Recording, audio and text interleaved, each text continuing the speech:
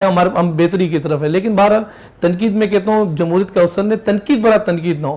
جو چیزیں اچھی ہیں وہ اچھی بتائیں, جو چیزیں بری ہیں وہ ٹھیک ہے. اگر آپ دیکھیں نا, میڈیا چوتھا ستون ہے. میں آپ کو بتاؤں ریاست کو چوتھا ستون ہے.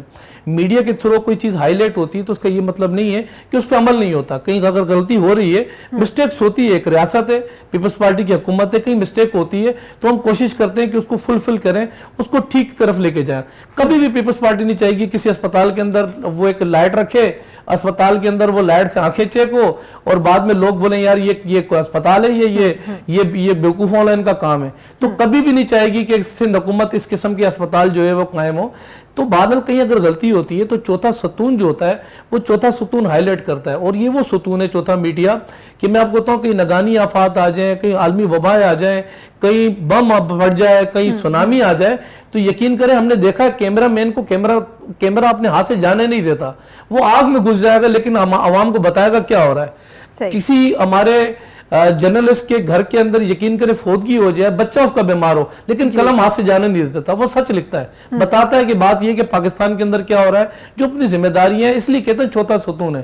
تو میں سمجھتا ہوں کہ جہاں آئیڈینٹیفائی کوئی چیز ہوگی تو اس پہ عمل بھی ہوگا.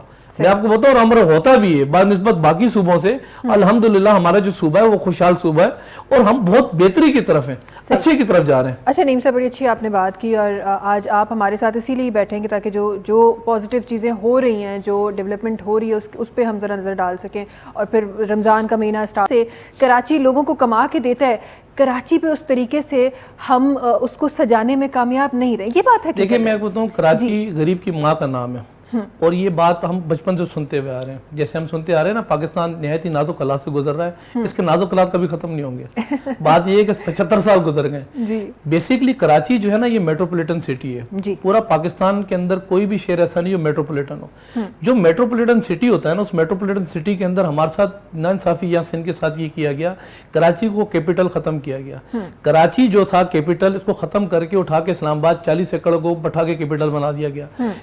دیکھیں اس میں ریاست کا کام ہوتا ہے کہ خاص طور پہ رمضان جیسے جب مہینہ آتا ہے تو ہر قسم کی اپنی قوم کو, اپنی عوام کو ریلیف دینا. اور اس وقت 88 ارب روپے کا سبسڈی دی ہے عوام کو یوٹیلیٹی سٹور پر, جو عام روز روٹین کے اندر جو انسان کھاتا ہے چیزیں, دالیں, چینی, پتی, آٹا, دیگر اور چیزیں جو لوازمات ریکوائرڈ ہوتے ہیں, تو سبسڈی بھی دی ہے. اس کے علاوہ باقی رہا کیونکہ اب کیونکہ تھوڑی دیر پہلے بھی بات ہو رہی تھی مافیاز کی, تو مافیاز تو بات یہ ہے کہ پوری دنیا کے اندر ہے, لیکن پاکستان کے اندر کچھ مافیاز ایسے ہیں اور ایسے مافیاز ہیں جس کے لیے سابقہ ہمارے جو پرائم منسٹر تھے انہوں نے کہا تھا میں لڑوں گا ان کے خلاف. چینی مافیا, گندم مافیا, آٹا mafia, petrol mafia, transport mafia.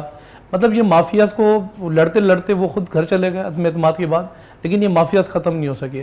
ان مافیاز کو کنٹرول کرنے کے لیے ہماری ہم نے جو یونٹ اپنے قائم کیے ہیں, خاص طور پہ پورے سندھ کے اندر جو ڈی سی سے تمام جتنے بھی ہیں ان کو ہدایات جاری کی ہیں کہ جو پرائس کنٹرول اتھارٹی ہے ان کو ایکٹیو رکھیں اور کوشش کریں کہ کوئی بھی جو چیزیں جو روٹین کے اندر جو ہول سیل سے نکلی ہیں, جو ہم نے پرائس سندھ گورنمنٹ نے اس پہ رکھی ہیں, اس سے آگے مزید نہ بڑھیں.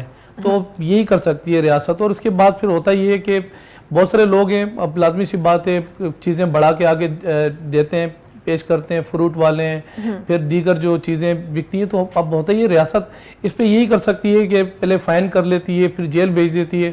اور تعداد اس دفعہ جو ہے وہ زیادہ ہوگی کیونکہ ابھی آپ نے جیسے کہا غربت ہے, مہنگائی ہے, بے روزگاری, اس میں دو رائے نہیں ہے. ایسا تو ہے بالکل ملک کے اندر. اور بات یہ کہ چیزوں کو ہمیں کنٹرول کرنے کی ضرورت بھی ہے. لیکن میں آپ کو بتاؤں کیونکہ ابھی تھوڑی دیر پہلے ڈاکٹر صاحب سے بات ہو رہی تھی, میں آپ کو بتاؤں ہم نے پچھلے 2 سال میں نا سندھ حکومت نے 3 چیزیں بڑے برے طریقے سے فیس کی ہے. ایک ٹڈی دل جب سندھ کے اندر آیا, ہمارے ہاری کسان تباہ و برباد ہو گئے, اور اس پہ ہمارے پاس وہ جہاز نہیں تھے جس سے ہم اسپرے کر سکتے.